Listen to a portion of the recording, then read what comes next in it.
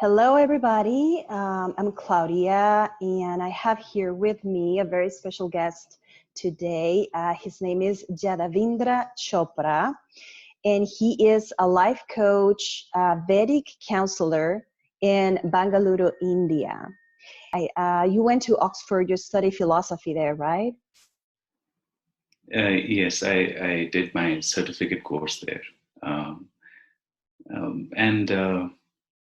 Basically, I wouldn't hold those credentials as the base of my professional value. I think much of my professional value comes from my own life experience and the mentor that I have had, the guru. I think I'm indebted to my guru for that. Of course, these courses that I have taken, whether it's Oxford, I've taken many psychological courses to explore. The whole intention is to somehow help people who come to me in whichever way. But at the end of it, I think it's the spirituality which stands out. So that makes a big difference to me. At present, I'm in Bangalore. I offer my consultation as a life coach, in the sense, not so much about setting goals, but making my clients understand what goals they want to have, and then once they're very clear, they operate on their own. That's very important. I don't work where I sit with them and make plans, because I think many things are done on its own when you have the clear wisdom of it. Counseling is more therapeutic, and I use more of Vedantic teachings, the Upanishadic, which are very deep in their meaning. And when someone is distorted about the kind of life they are leading, why are they not feeling happy, or whether it's about a broken relationship or parenting problems or weight loss or professional problems, life decisions, I kind of help these wisdoms to bring them more in touch with who they truly are. I think that's very important, because once they begin to see who they truly are, I think they're able to also see where they're going to head. And then along the way, if there is some additional knowledge that I probably possess, I would share with them, but not an expert necessarily. But I think that fundamental motivating factor is I think the key USP in a good counseling, therapeutic, or life coaching sessions. Yes, very well. So for people who are watching, Vedic counseling is based on Vedanta, right? And Vedanta is, we can call it a philosophy, a school of thought, from Eastern philosophies, from India particularly. And Vedic counseling incorporates yoga, also Ayurveda principles, yoga philosophy into counseling, right? Advising people based on spiritual practices. Would you agree with that description? I think all of that is true. All of that is true, because Vedic counseling would involve everything that the Vedic philosophy involves, and Ayurveda, yoga, all the different schools of Hindu philosophies, which is Sankhya, Yoga, Nyaya, Mimamsa, all are nothing but offshoots of what the Vedas said. There are different interpretations of the Vedas, because Vedas themselves are very complex set of books, very, very difficult to understand. But along the way, some sages who could interpret it in a certain way gave rise to these school of thoughts. The fundamental purpose of all these schools of thought is well-being, human beings' well-being. Bodily well-being would be Ayurveda. The emotional well-being would be Manas Chikitsa, which is the Ayurvedic connection with how you can heal the heart. And then you also have astrology, which is also a very important tool. Yeah. And I use that in my practice. My father was an astrologer. He studied also under a guru. He became quite an expert, and I learned a lot from him. And I've been under his tutelage for maybe more than 25 years to understand how astrology works. But of course, what I set apart from predictive aspect of astrology was more of a therapeutic aspect of astrology, which is to help. When I was talking about knowing the self, when you understand who you are, then automatically you are able to know where you're going to go. It primarily depends on knowing your dharma, your dharma, your purpose, your nature. And astrology helps a lot in that. And so it's not so much of predictions that I use, but to help a person understand what are they really about, and then when they're verifying with the things that has happened to them and the kind of inclinations they have had, the kind of secret desires that they have, then they begin to have faith. Okay, maybe this is what I'm meant to. And then there is a little clarity in the cloud being clouded by desires, because desires are incorporated from the ideas outside.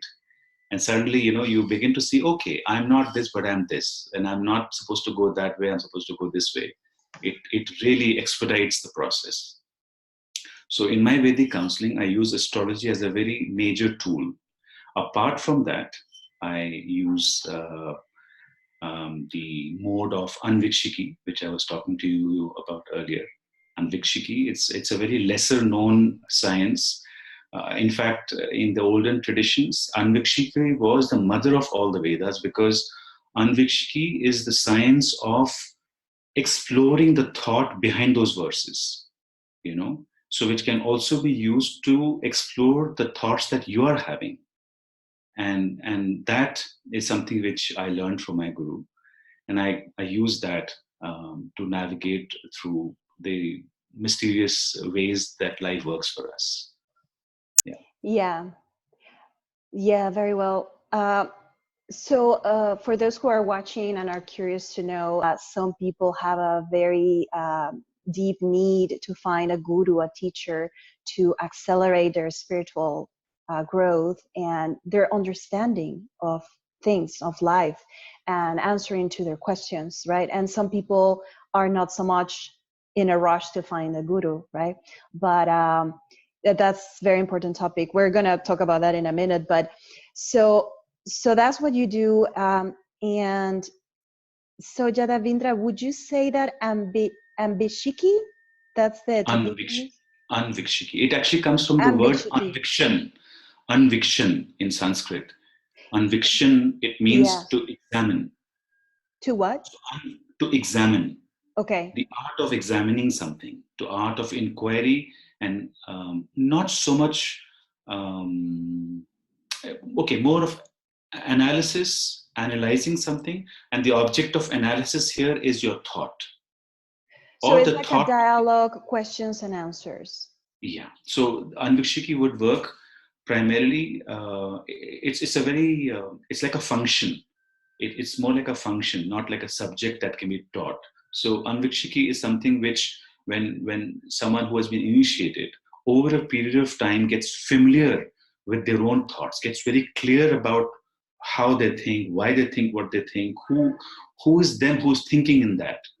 And then that, when they master it to a certain degree, become very self-aware. They have that certain chaitanya. That means they're more conscious of it. And then when you interact with somebody else, slowly that starts passing on. So when you're having a dialogue, suppose in my counseling sessions, I use this Anvikshiki, where when you're talking, you're able to bring the attention of the person to their thoughts in such a way that they begin to have better understanding of what they know. And that, as it deepens the understanding, the more profound questions come out.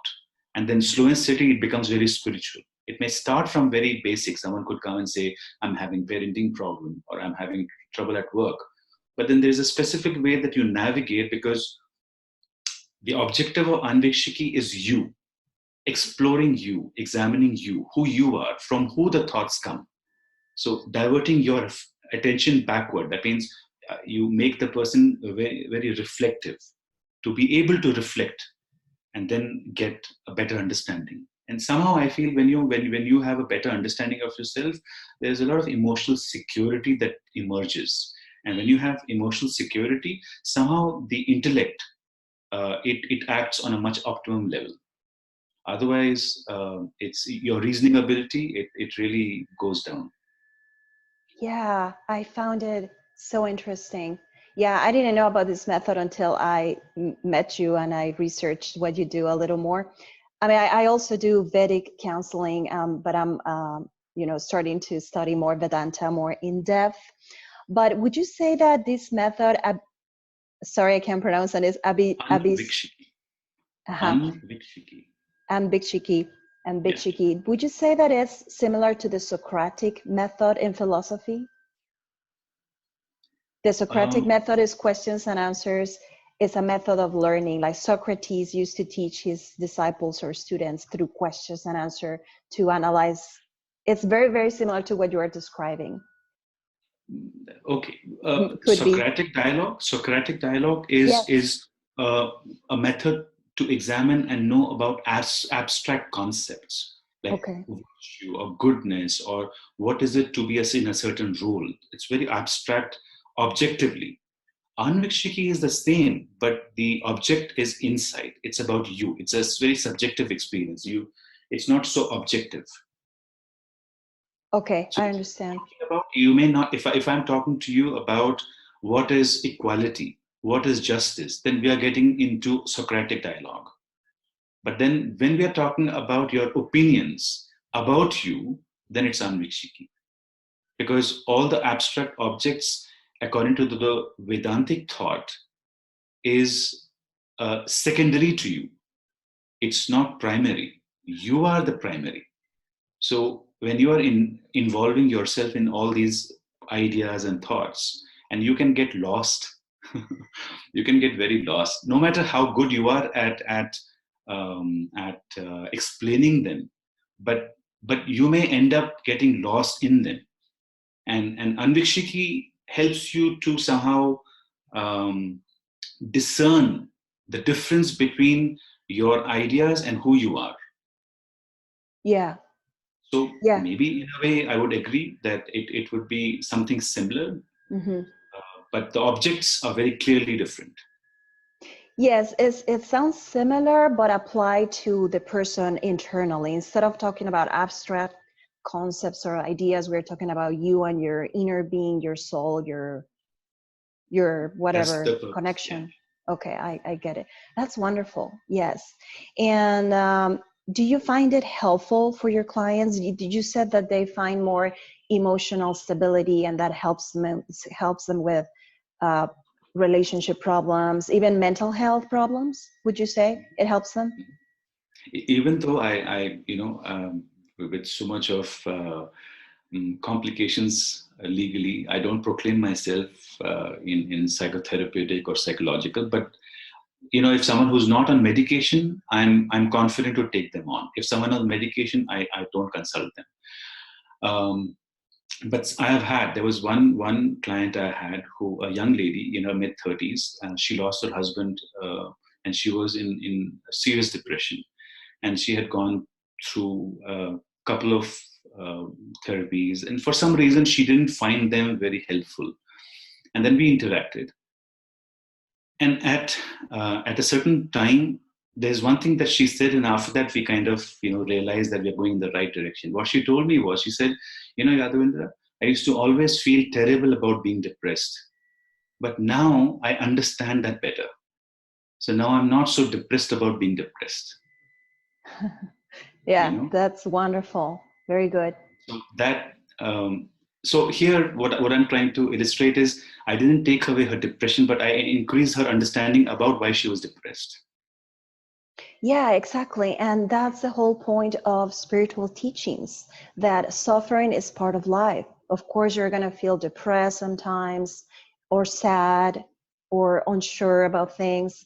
But instead of suppressing them or being afraid of them, is accepting them. And everything is the way it is for a reason, like finding that calm inside of you, that everything is going to be okay. Would that be a good description? That's very essential, because Yes. the Vedantic philosophy says, so they proclaim that your true nature is bliss. Okay, that's what they say. The sages have said that. But do we find it easy to believe that? I don't think so. So that's why when you begin to navigate into your stream of thoughts, you arrive at an understanding which results in bliss. So that way spirituality can be very helpful. Yeah, exactly. That's the key. And I'm so passionate about this subject because I think this is the key to really help people change in their mental health or even physical health. You know, like absolutely, like Vedanta philosophy texts and yoga philosophy, they all point to this nature of us that is bliss, joy, and peace. And yes, we find it very hard to believe. And they go as far as saying you are God, right? Like non-dualist Vedanta and dualistic Vedanta, you know, I have read about that a little. And I understand it as non-dualistic is actually understanding that the nature of God is you, right? There's no separation. You are part of the universe is in you, and higher intelligence is accessible to you. And I really believe in that. And I feel very frustrated sometimes when we cannot help people as counselors or psychologists or therapists or healers to see that for themselves, you know, because they are so much immersed in their depression, their anxiety, their day-to-day problems, that they don't see that higher themselves higher, you know, like that intelligence, that supreme intelligence that is inside of every one of us. And that's exactly what I will love to help people realize, right? So that is a good definition of what we do, right? Vedic counseling is incorporating that element of spirituality, yeah, and realizing that we have everything we need to be happy, and we really just get engaged in these negative thoughts, catastrophizing, thinking that the worst is going to happen. We get out of control. It's like a snowball. So I always try to tell people, don't let your thoughts get out of control. You know, just bring them back and stay with yourself. Inside yourself is the truth. Yeah. And I'll add to that. What I would add to that is the one of the main premises of Vedantic philosophy is you are the most real that you can experience. It's not the concept of God. It's not the concept of anything which is outside of you, including in the mind, which is considered as an outside. But you are the only real thing. Okay, that's the premises. That's the fundamental premises of Vedantic philosophy. Now, to navigate yourself, you know, our normal sense perception and the exposures that we have of the world, the perception and the ideas and our cognition, it all interferes with that. And how do you make someone come out of that is very difficult. That's the challenge which you're talking about. And Yes. and the answer to that, I feel, lies in the Guru Shishya Samprada, which means the master apprentice tradition in the Vedantas. Now, the first premises is that you are the only one who's real. Okay. Now, how do you figure that out? Is by having someone who has realized that. That's the only way. There is no other way. So when Exactly. you meet someone who has also realized that, it will pass on to you. There's only one reason. The reason is that when you are self-realized, or in other Advaita Vedanta, they say you are the God. Here the question is, what is the definition of God they are actually intending to say? They're talking about God who is omniscient, who is always knowing. And that's something when you reflect in your moments of solitude, you will see that you are watching. There is something who's watching you. And at that finite moments, you will identify that in you. You will know that you are watching yourself doing this. You're watching yourself thinking that. And that little bit of experience, if someone can expand that, would be beginning of your self-realization. And how it gets transmitted is because the person who's realized it, that God, the omniscience, you know, the one who's all-knowing, comes to the front, you know, then you don't interfere, you know, you're not interfering. And when you are interacting with someone who also wants to know, it gets passed on. It's very contagious. It automatically passes on. And this is, which is why a person who wants to help must be self-realized. The people, in my experience, like I've been in 11 years, and I realized it took me many years to just understand this one fact, that the amount of realization I have had is the amount I will be able to effect on the other person. It took me Yeah. a very long time to understand that. No matter Yeah. how much I understood, I mean, knowing that what I knew, the methods and all that. Yes, intellectually you techniques. understand it, but really, really sinking in. Yeah. And ultimately you realize at some point that it's not you who's doing it. You see, at some point the realization comes that when you are doing this counseling, it's not you who is passing the healing. It's not you. When you realize that, you will see the other person will receive it. Because the only reason the other person doesn't receive it is because they don't trust your intention. So that's why in this tradition of Vedanta, they always say that you must have a guru, because that would be the only way there is guarantee that you're sure that you're getting a realization. Because it has to be passed on like a gene. Yeah, Like, yeah. Oh my God, you said so many important things that I want to talk about. First of all, yes, I totally understand those concepts and I agree with you.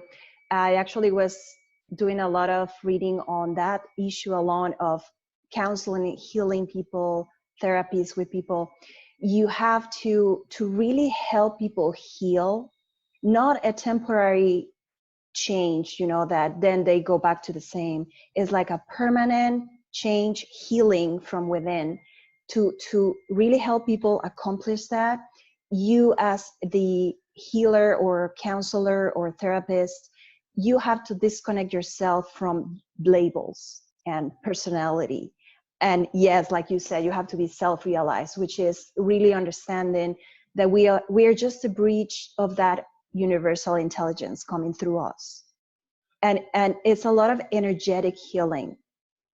And this is really a science. This is physics, right? It's not spiritual philosophy. Is the healing happens through you, right? Coming from your understanding, your presence in the room with this person. And it's not you that is healing. It's just the way it works. Do you agree with that? Do you see that happening in yeah, your sessions? yes, I totally agree with you.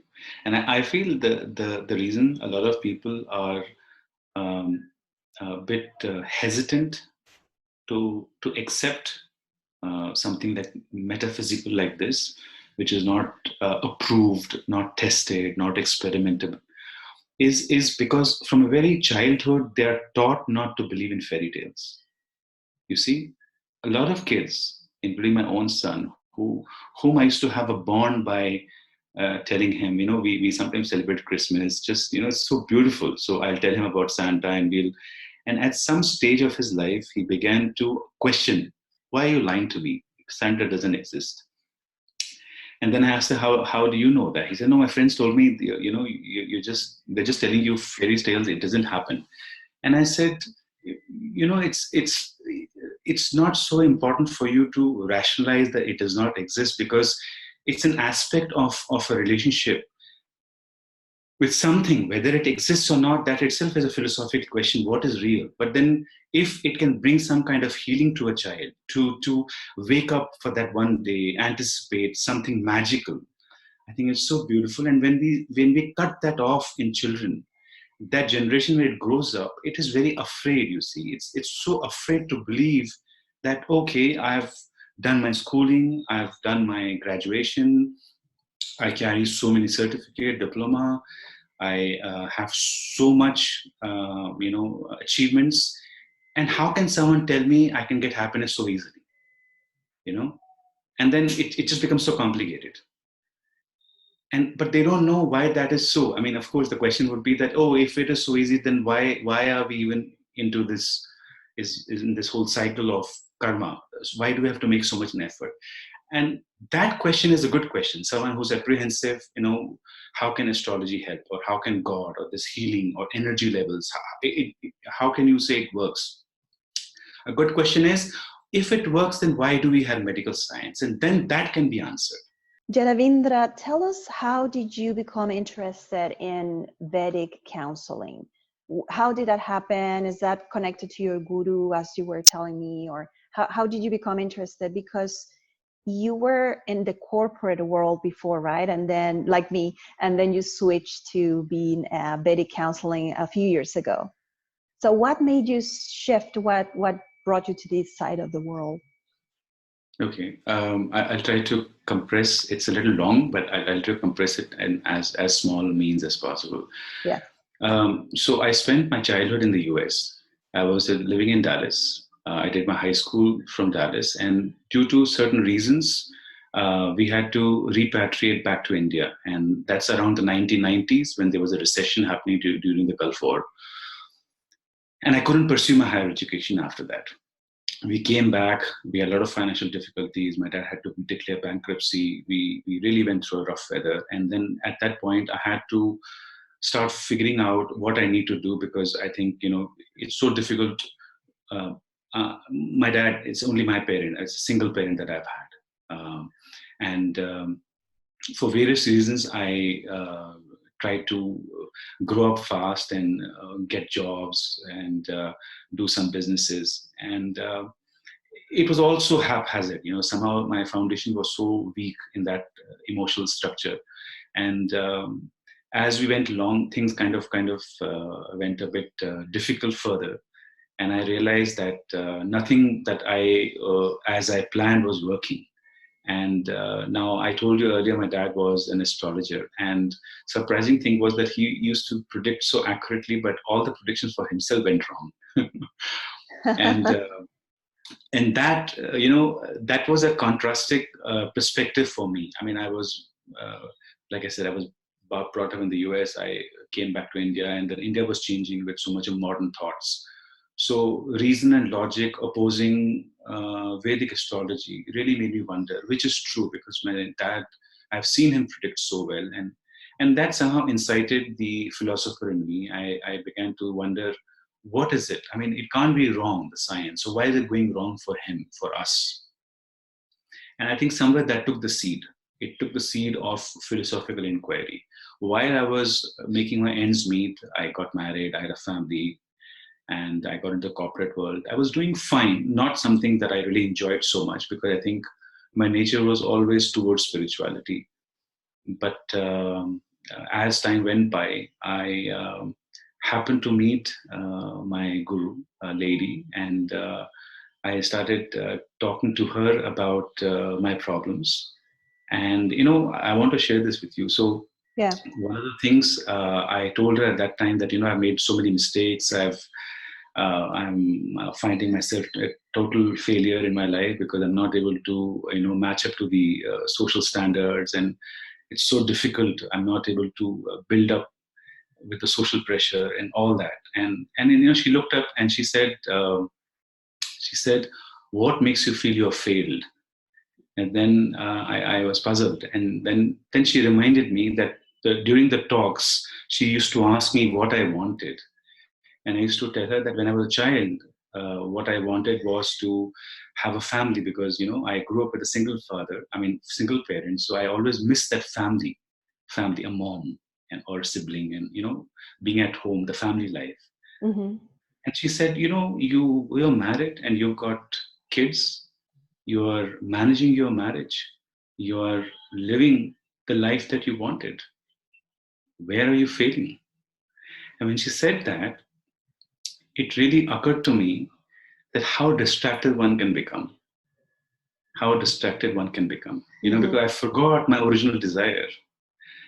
I was totally using my energy towards procuring what my deepest desire was. And I totally forgot, and I started comparing myself with the things I never paid attention to. I never in my life wanted to be a career person, a very successful, because in my childhood, that's what I missed the most, a family. And then that's where I think I kind of developed a very, very spiritual relationship with her. And then slowly I began to understand that even astrology depends on your own karma, your own thoughts, your own mental makeup. And then whatever that wisdom that she taught me began to help me to understand the science of astrology, the Vedantic wisdom, Upanishads, and basic school of thought towards spirituality in a much deeper way. And I was with her for quite some time, not in a very organized way, but we would have a lot of exchanges. And then at some point, I realized opportunities came my way to consult me, not as an astrologer, but as someone who can guide spiritually. And one thing led to another, where I began to establish myself as a Vedic counselor. And that happened all the way in 2007, I think 2006-07. And it's only in 2016 I organized my profession. I set up a company, Anviksiki Consulting. And the aim of my company is to help people with ethical problems. And here, ethical problems is more about ethical in dharmic way. As a spiritual being, as a person, what you must do. It's not about the ethics that belong to the world, about right and wrong of the world, but more to do with the Atman. Depending on your nature, what is right and what is wrong. So those kind of questions is what I navigate. And I use astrology a lot to get more clarity, which, we can't elicit through conversations.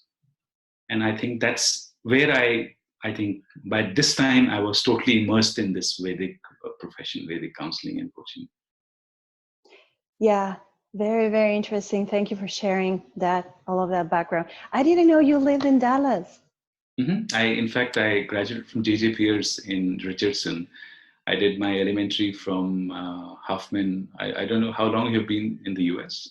20 how long years. have you been? I've been here 20 years. Okay. So we used to live in Plano.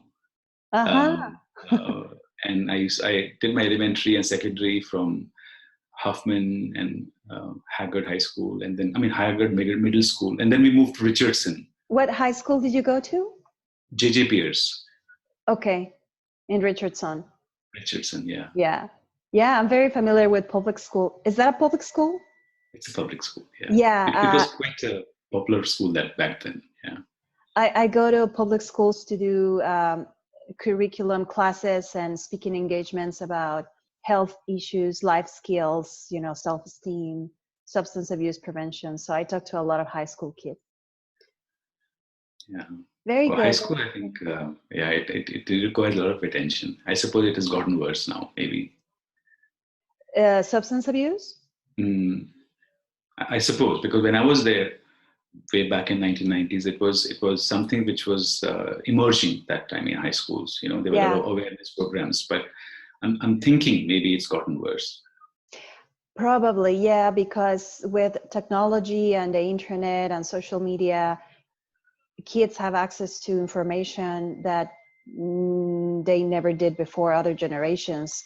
Like now you find pharmacies online selling illegal drugs that kids have access to, and they disappear like that when they know, they are hackers. They are clever for the wrong reasons, people behind these enterprises, yeah.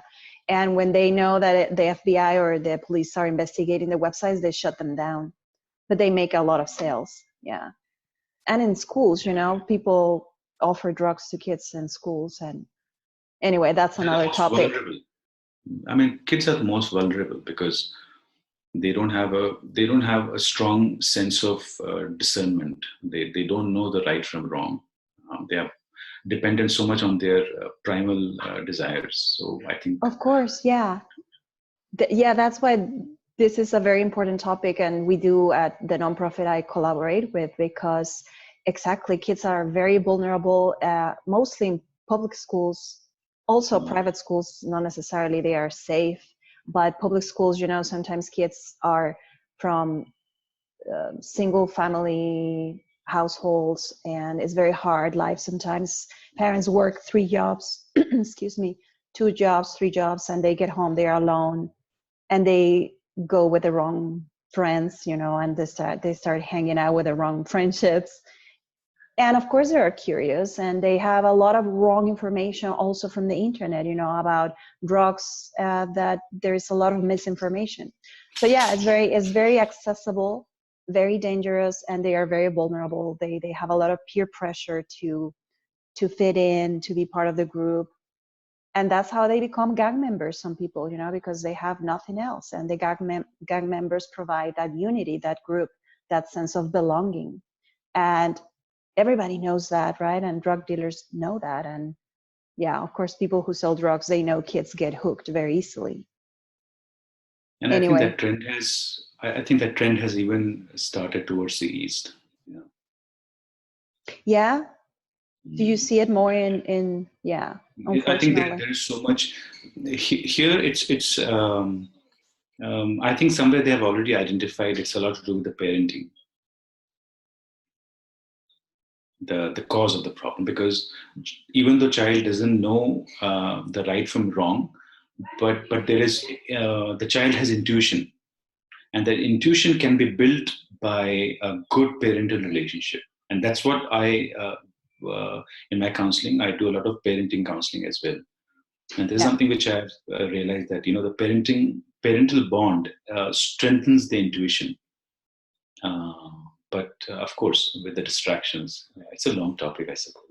Yeah, it's a huge topic for me, because parental bonding, yes, is important. However, I think sometimes over parenting, you know, it's detrimental to kids, you know. So it's very difficult to be parents. Kids are not born with instructions, and nobody really teaches you how to be a parent.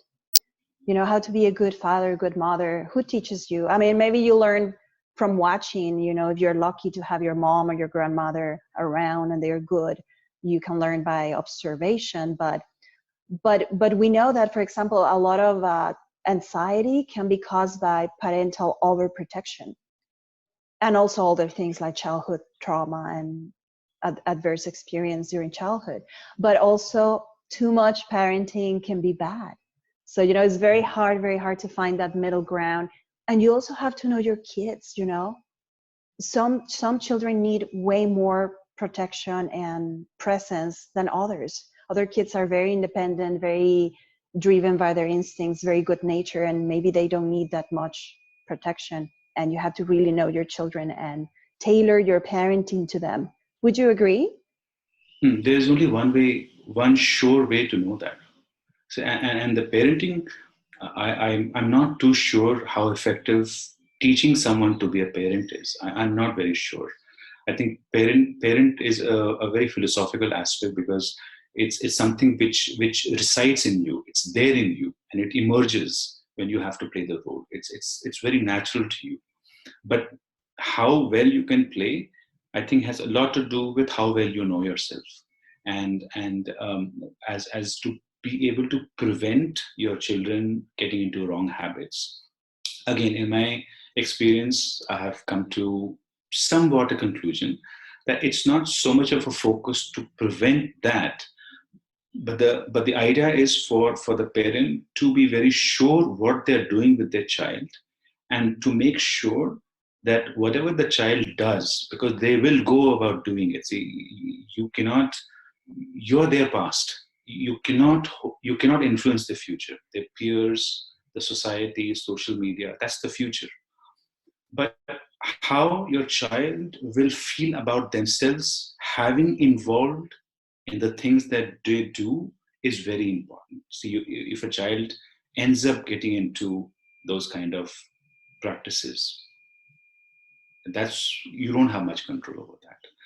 But if the child can have resilience, have some sense of equanimity to come out of it when the time is right, not have the trauma carried over in their life, is I think more practical.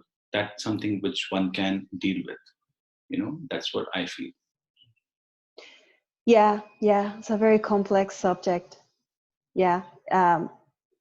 Sometimes there are some spiritual teachers that have talk about parenting, and they say that we should not over-identify ourselves with a role in life. It's like we were talking about being counselors or therapists. We should not identified ourselves as I am the counselor, I am the parent, because you get stuck in that role and you don't do things for others, you do things for your role to fulfill your personality and your mission as parent. And sometimes it's overwhelming, for children. But yeah, I think loving your children unconditionally is the key, because we know that talking to children doesn't work. Talking doesn't work. Persuading doesn't work. Threatening doesn't work. Rewarding, maybe that works a little, like if you do this, I'll give you this. But it's really unconditional love and presence. So we go back to having a self-realized parent, how wonderful that would be. A parent who is really happy, content, self-realized, peaceful, healthy, mentally healthy, physically healthy, and loving unconditionally. What else a child needs, right? Mm-hmm. And in Vedic philosophy, they talk. I don't know if you're familiar with the antakarnas. No. The inner components. The soul has vehicles. It operates on vehicles. So they speak about 4 components, but in more deeper esoteric teachings, there are about 10, and there are 10 components which operate, and each component has a goal and it works on itself. And you are just you're just going along with those antakarnas, how they push you in that direction. Okay. Now, what the Vedic philosophy says is one of those antakarnas has the purpose to know the morally correct thing to do. It knows. Yeah. And when a person who is probably more reflective, like I was talking earlier, when a person has a deeper understanding of themselves, they somehow become emotionally secure. That safe feeling is so important. Once you restore that, this component of you who knows will be able to tell you when you should scold, when you should caress, when you should reprimand, when you should encourage. So when you're talking about the role, I totally agree with you, because as a parenting role, it's so abstract, it's so difficult. But this ability to know in this role what I must do when, if that is somehow refined, the right action will come from you automatically.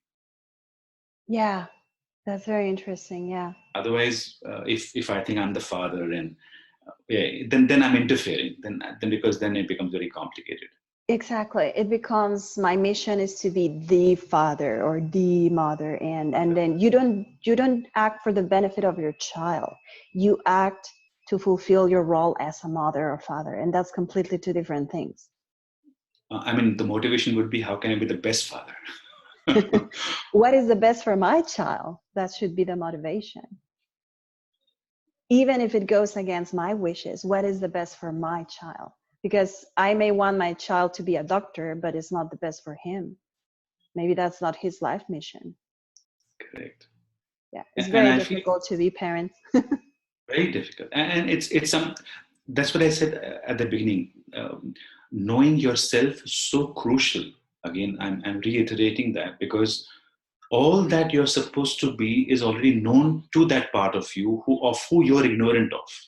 You are ignorant of that part who knows all. So when you're not self-realized, you have to depend on these ideas and this methodology or concept, and it can get very murky. It will work one time, and then another time it will not work, and you can get totally confused.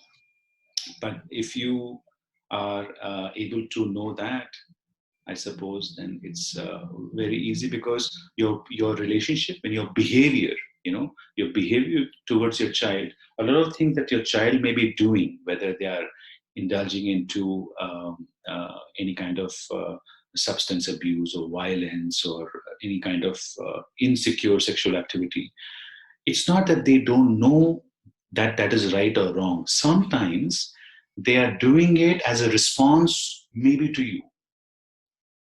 And the relationship, the bond between the parent, somehow for a child, the parent is so important. So what the child has a perception of you through your behavior can influence the child in their behavior. Yeah. And that's why if you're ignorant of yourself, then what the child knows you is your ignorant self. It's not knowing who you really are, what you would want for the child. And that disconnect, that communication gap can create a trouble. Because children, I strongly believe from a spiritual perspective, they know what they can do to make the parent feel loved. And they would do that when they feel loved by the parent. So Yeah, it's something like that. exactly. Yeah, children know, they have this inner knowledge, instinct, and inherent intelligence, children, and we don't understand it as adults how children know. They know. Of course, they don't have knowledge of concepts, but they know very basic things. That's why we love children, because they have no judgment in their nature. They have no corruption in their mind. They are very, very connected with higher intelligence, with God, or however you want to call it.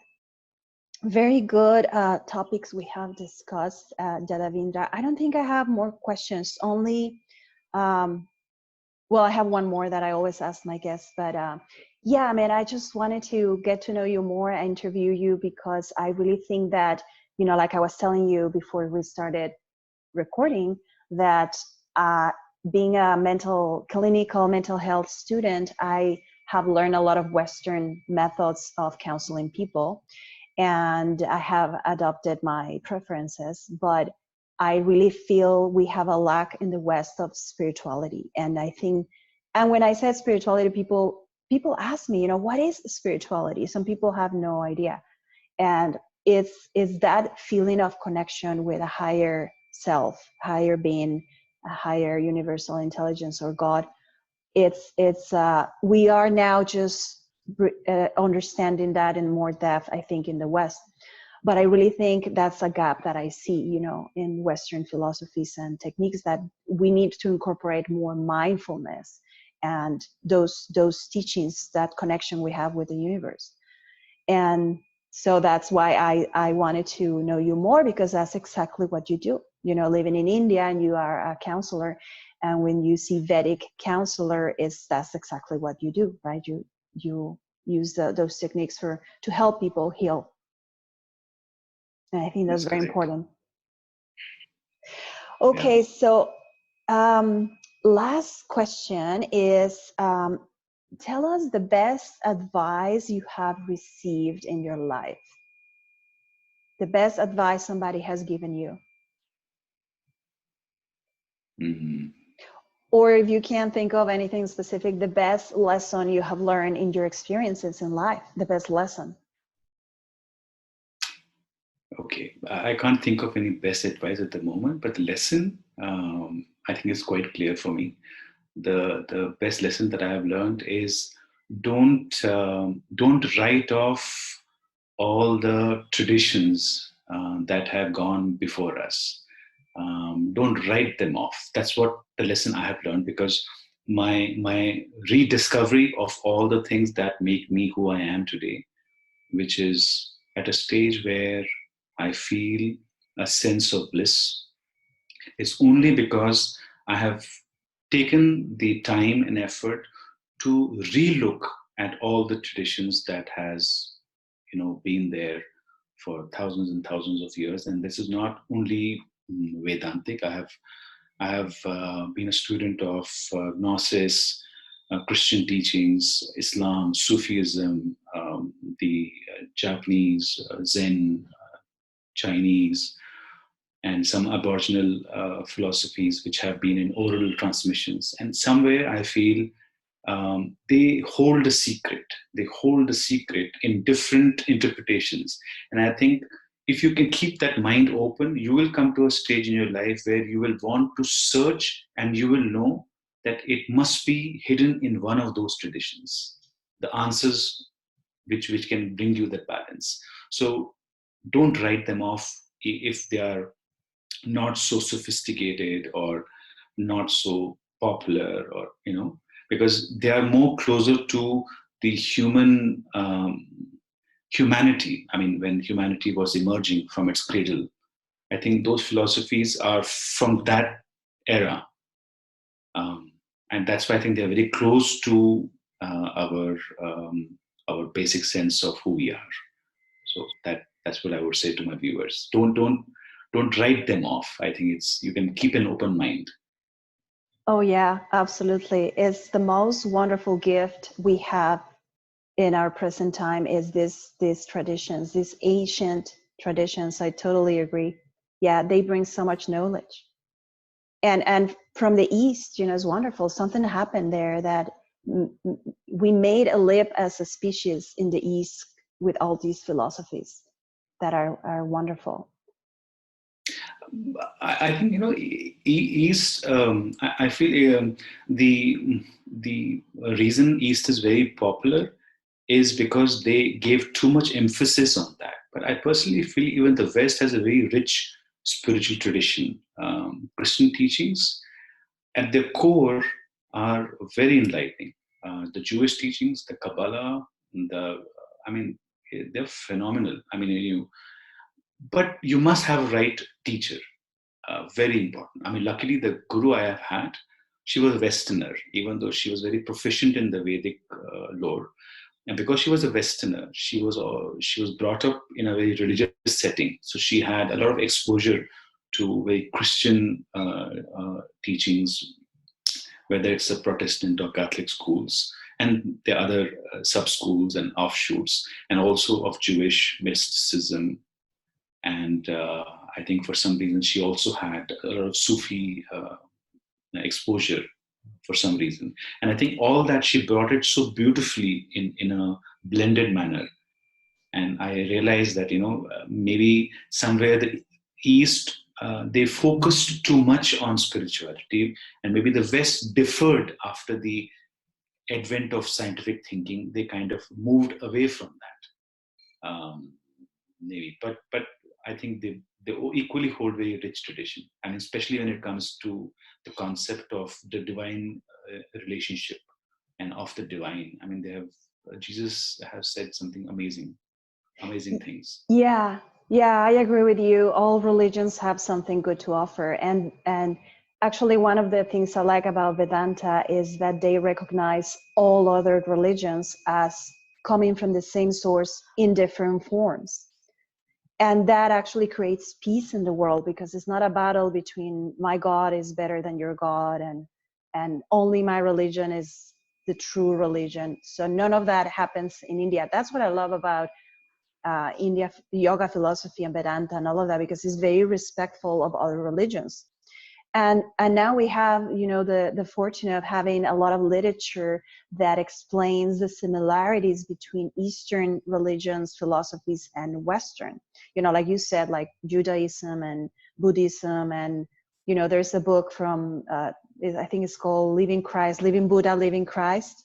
So it shows all the similarities between Buddhist thought and Jesus Christ, what he was trying to teach, which is exactly the same thing, that we are connected to infinite wisdom, universal intelligence, God, and we have that connection since the day we are born, even before we are born. And, he was trying to explain that.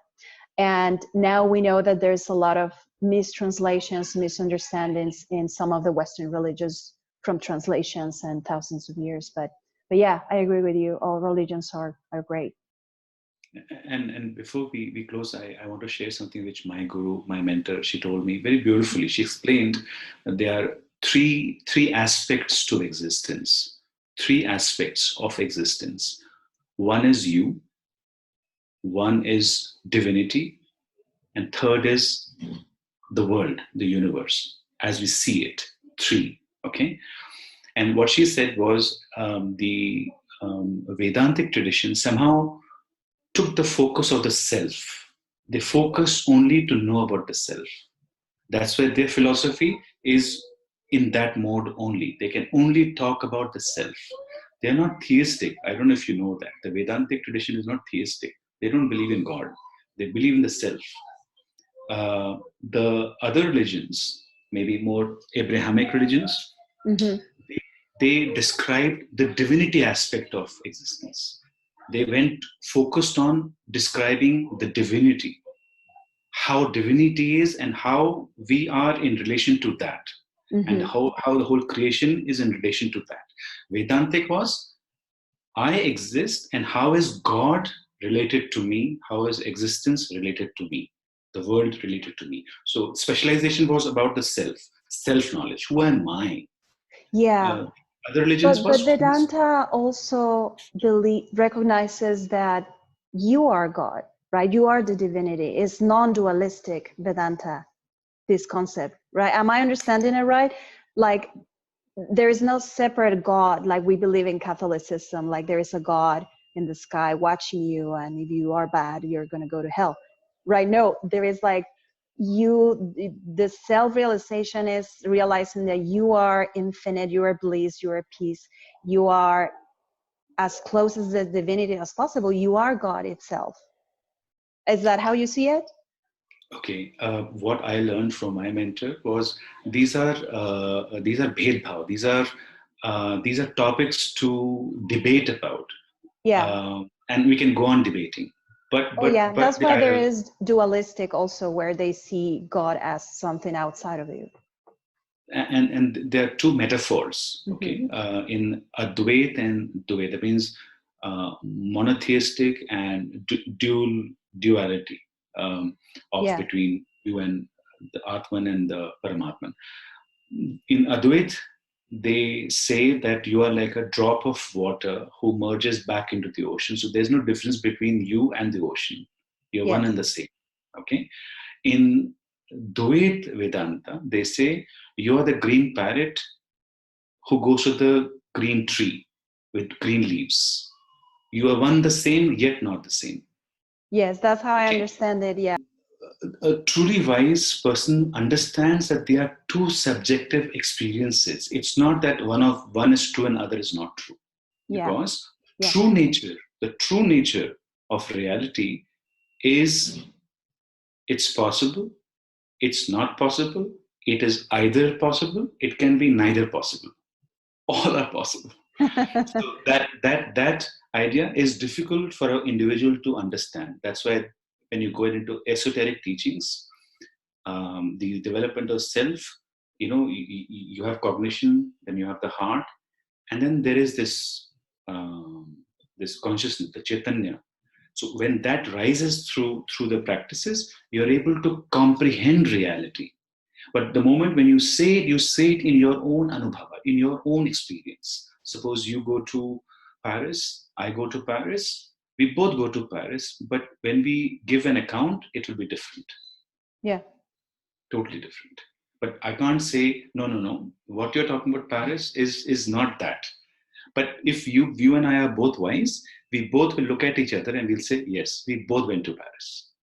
Yes, I totally understand. Yeah. So this in the Vedic tradition, these are again more political. The truly wise ones don't even get into these debates, because it's ultimately about your subjective experience. The whole idea of a guru is somehow to get you to that state where you can experience reality, and then you can make up your mind whether it is true, whether it is one, whether it is either one, whether it is none or neither of them. That's up to you. Because the truth can be only really revealed to you. There is no way I can have authority over that. Yeah, I love it. I love those concepts. Yeah, it's all about your own experience, your self-realization based on your own experience. Which is why the Eastern philosophy, particularly Vedanta, is more focused. They are literally obsessed with the self.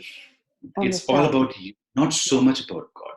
Yeah. And I think The other religions are more about God. And I think what she told me about the third religion is the scientific religion, which is obsessed about material world. It wants to know everything that exists through a perception. So they're totally different modes. They're not wrong, but they're exploring different aspects of reality. Yeah. It's like that. And Buddhism doesn't believe in a God at all, right? Am I correct? You know, Gautam Buddha, when someone asked him, is God there? He was silent. He was silent. Yeah. He never answered the question. Because it can't be answered. It can't be answered. Yeah. I think Gautam Buddha, again, Buddha is both to awaken. He came to a certain realization, and that's why his teachings are very practical. He knew if he gets into explaining, he will get into debate and opposition. Yeah. Yeah. Even though he didn't, it's still, you know, after his demise and years have passed and you have so many schools interpreting his teachings differently. But the authentic teachings of Buddha was primarily about you being open to reality. That's why the meditation of breathing, to calm your mind, to be open, was his core teaching.